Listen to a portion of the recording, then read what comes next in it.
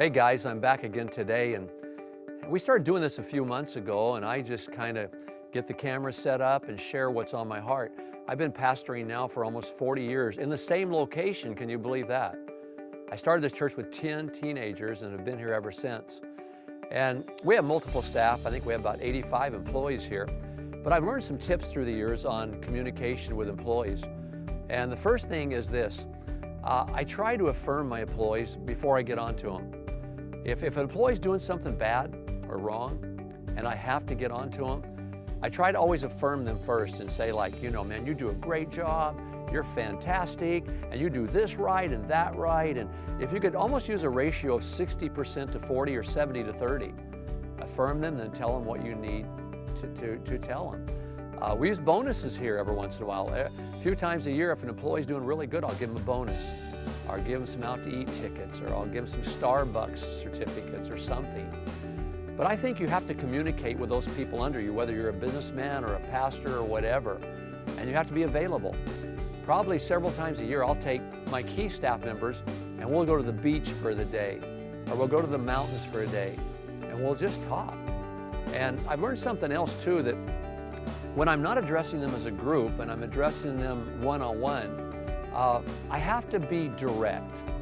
Now, I know a lot of people would say, oh man, you shouldn't be direct. But I've seen so many leaders who beat around the bush when they have something to say to an employee, that after that employee leaves, they really don't know what they heard.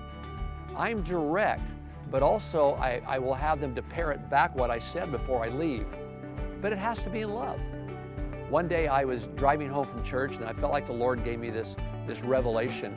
And he reminded me of a verse in the Bible where it says, speak the truth in love. And with this word about this verse that I thought I received from God, I saw a picture, and that is, Ron, sometimes I want to give you a stone, a little rock, a little pebble of truth. And that pebble of truth needs to be shared with one of your employees. But if you can, take time and sew a pillow of love around the nugget of truth before you give it. And so sometimes I feel like there's something I have to say to an employee or one of my associates or whatever, and it's not a really good thing I have to say, but yet it's truth.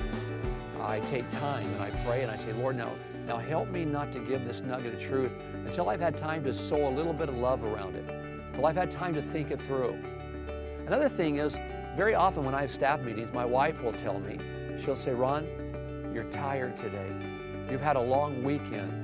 And maybe a long Monday, and today's Tuesday, and if you go down there tired, you're not going to be a nice guy. And so maybe you need to rest. Call your meeting off today and put it on another day.